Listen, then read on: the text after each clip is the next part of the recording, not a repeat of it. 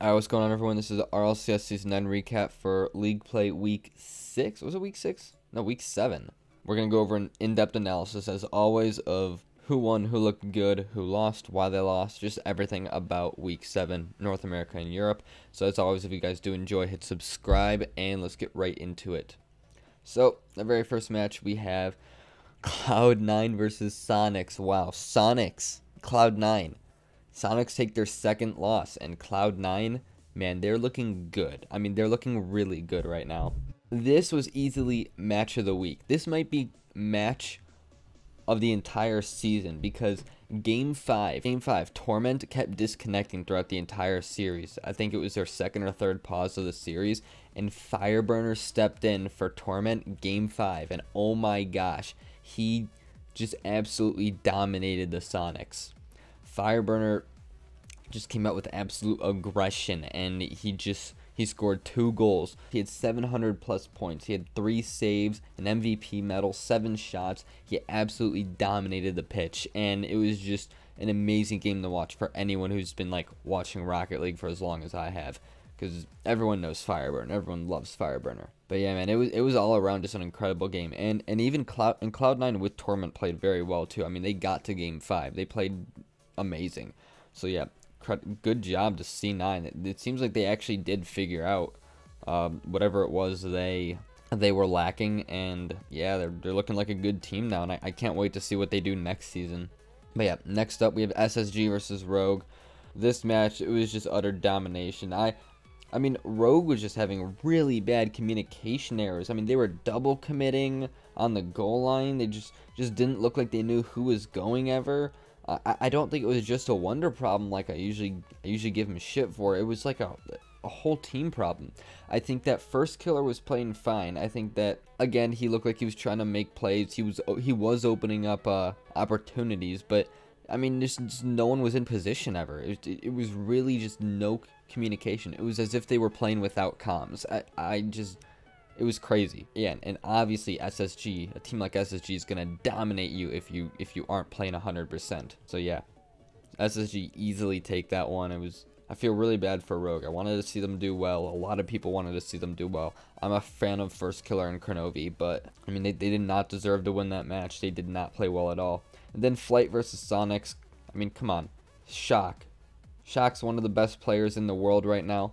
Flight, I mean, I'm surprised they took a game off. They had no offense going. The entire game was a very low-scoring game. I actually felt like for some times that Flight did have a chance because it was so close. However, the difference between these two teams is that Sonic's defense didn't crumble. Flight's defense just shattered into a million pieces at some points. I mean, it looked bad. Flight really need to work on their defense for sure, and because it looked like they were able to get a little bit of offensive pressure going, which is good, which is what we want to see from them. Flight have a chance to avoid auto-relegation if Rogue or United really throws, but yeah, it's going to be tough for them. They're not looking good. I think Flight almost guaranteed themselves an auto-relegation spot at this point, but we'll see. We'll see in the match next week against Rogue and Flight. If Flight win that match, then I think if a couple things go their way, then they'll have a chance. But yeah, and then we have PK versus E United. Man, PK,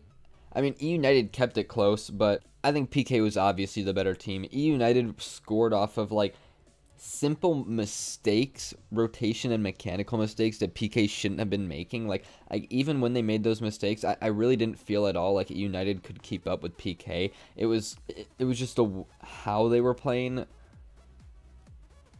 I still had confidence. It was just like, okay, it's a bad week. Maybe their mechanics aren't warmed up right now. Like, I didn't feel like they were actually a worse team. I didn't feel like United was actually competing with PK. It was like PK would dominate, score a couple goals, and then just stop playing and let in a goal. You know, it's really weird to watch. PK should not have let it be this close. They were dominating most of the game. AJ I think was MVP. I mean, AJ played so well. This is one of the best games he played, I think. Right, I really loved how AJ played. And then Energy versus G2. Man, this is easily match of the week for NA. Maybe even for EU. It depends who your favorite teams are. If these are your favorite teams, this is match of the week. But for EU, if you like Dig Veloce, then yeah, that's your match of the week. But man, it was crazy. G2 with just it's official now. G2 have the most dominant offense in all of Rocket League right now. Just easily. I think NRG was on their own goal line for 80% of the game. And all their goals were off of like quick counterattacks. Like Justin did nothing. Justin couldn't do anything because G2 shut down everything Justin wanted to do. All the space that Justin usually has to do his mechanics, well, G2 took all that space. It was crazy. And credit to NRG, their defense was absurd. Like, I can't believe it was like every time G2 would get a shot, they would get like 10 shots on goal, and NRG would have 10 incredible saves. It was an amazing game. Amazing game.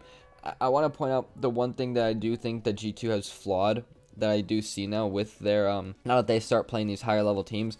The one flaw that G2 has is that their decision making to get back on defense isn't there. Like, some of the goals that went in were just long shot counterattack goals that just shouldn't have went in, that no other team would let go in because most teams aren't as aggressive and on offense as much as G2 is. But yeah, if G2, honestly, if G2 can just work on their decision making when to go back onto defense, I think they could have 3-1'd or even 3-0'd NRG. Like, the only reason NRG got that many goals was because G2 just could not figure out when to go back on the defense. Like they couldn't switch up. They didn't feel like switching up their play style. I mean, it's fine. It was a great performance, and both these teams are looking great for the rest of the season. They already clinched a spot for Rlcs Season 10. I mean, and after that match, I do believe both these teams are easily top in the world. But, I mean, G2 outclassed NRG in every aspect of the game but their defense, and NRG was able to counterattack on G2's poor defense. So yeah, if G2 fix that for next season, man, it's game over. Alright, now we move on to Europe. Dignitas versus Endpoint. Nothing to say here. Dignitas kept Endpoint on their goal line all game. And Endpoint did make some insane defensive saves, but you know, you're not going to win a game of Rocket League by defense alone. I mean, NRG did in the game against G2, honestly, but like they're NRG, right? Endpoint is not NRG. So yeah, Dignitas easily took that one. I will admit, Endpoint put up a fight. It was an exciting match to watch. I really did enjoy it. So credit to Endpoint for at least stepping up. Like, if they play that way in the promo relegation tournament, which I think that they're going to be in, then I think they'll stay in RLCS. Then we have Reciprocity versus TSM. Again, same thing with Reciprocity as last week. Reciprocity they just did not look good. They do not look good against these lower level teams. Reciprocity was whiffing clears, taking bad quality shots, but the thing is, they were against TSM. So it didn't matter. They could have those bad shots. They can whiff all those clears and just not get punished. Because like Reciprocity would whiff a clear, almost like look like that they have no idea what they're doing, and TSM, all three of them would be sitting in the back of their net fisting each other. Like, what the hell are you guys doing, TSM? What the hell are you guys doing? I don't understand how TSM have a win and ASM don't. I think ASM plays better than TSM for sure. Then we have Singularity versus Endpoint. Man, this was a really, really great match, actually. Like, this is obviously against two of the lower level teams, and I think Singularity almost secured themselves a 7th place spot. So, because Singularity has to play ASM next week, and I think they'll easily take that. So, I think Singularity had just avoided promo relegation with this now. And yeah, it was just an all-around good match. Nolly, geez, Nolly was insane. I mean, Nolly was going for air dribbles. He was able to follow up almost all of his touches. He was just playing out of his mind. He was really shaking up the defense for Endpoint, creating a lot of offense, and Tho was always there to clean up. And at the end of the game, Nolly had a freestyle dunk to win Game 5 after 5 minutes of overtime. It was just incredible. Nolly easily deserves MVP for that match. Then we have Veloce versus Dignitas. Like I said, this could be match of the week for you if you're a Dignitas fan or a Veloce fan. This was just so amazing. Every single person getting involved. Flame, Freaky, Casio, Astral, Yukio, Violent Panda. Astral's looking like one of the best players in the world right now. He was so amazing. Just the touches he was able to get to shake up the defense of Veloce. I think Veloce is one of the best defenses in Rocket League. And Dignitas were just catching them off guard. Astral was catching them off guard so much with just these insane touches, just these small mechanical plays that just only Astro could hit, right? Violent Panda was stuck on Veloce, inside Veloce's goal, like on the corner of the post, and then Dignitas took a shot, and it was just off. It was gonna hit the corner, and Violent Panda just is on the corner, and it just bounces off his car and goes in. It was just amazing. They were, no matter where these guys were positioned, they were positioned in the right place, and every single player, all 6 of those players, just a lot of credit to them. It was a great game. It was just so many goal line saves and amazing plays. Easily one of the best matches of the season, honestly. The G2, NRG, and Dig Veloce, I think are up there in the top 5 matches, maybe, in my opinion, right? That just so great.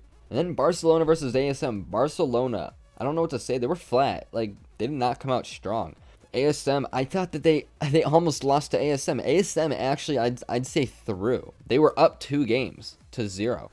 Like, ASM threw. They got reverse swept. And Barcelona, it was not a convincing reverse sweep. It was close. Barcelona, it just looked like they were sitting and watching the ball most of the time. They had boost to work with, but it looked like they just weren't using it. Like, either there was no communication and they were all just kind of sitting watching the ball, or they didn't feel like guarding their backboard ever. Like, I was just so confused what they were doing.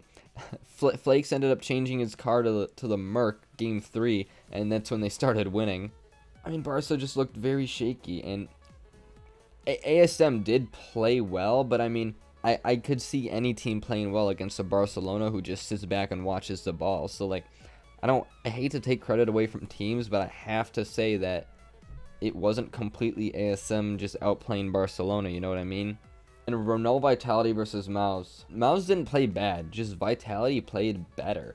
I mean, Speed and Scrub Killer were playing out of their minds, I think. Speed was really striking for this team, and I think they had Scrub Killer a little bit back more on defense. So Scrub Killer was playing like 2 roles. He was playing a defensive role with Cookser, and then he was also making plays happen. Scrub popped off. He had a 1v3 like ceiling shot against Vitality. It was insane. But Speed, really credit to him for how he played. But Vitality, at the end of the day, KDOP, Fairy Peak, Alpha 54, all those players, contenders for top 5 players in the world. I mean, they're insane. They're just all insane. I don't know what else to say. I can't pick one of those players who I think played best, because they all popped off and they all played so well. I mean, the only reason Miles lost is because I think that the worst player in Vitality is better than the best player on Mouse. Like, that's how it looks. Scrub Killer's just not having a great season right now. And I don't really know what to say about Scrub Killer. I think there's either 2 reasons he's performing this way. It's because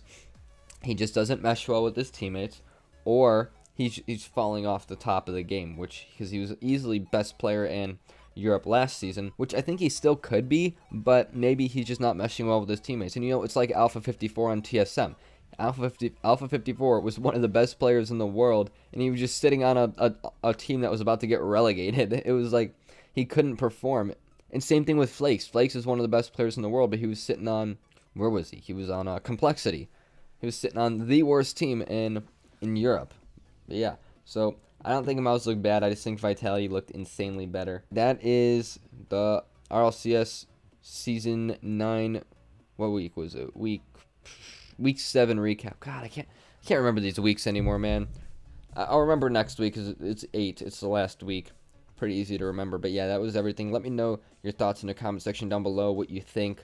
Please leave me hate comments on why you disagree with me. Make sure to hit subscribe if you haven't. Thank you guys for watching, and I'll see you guys in the next one.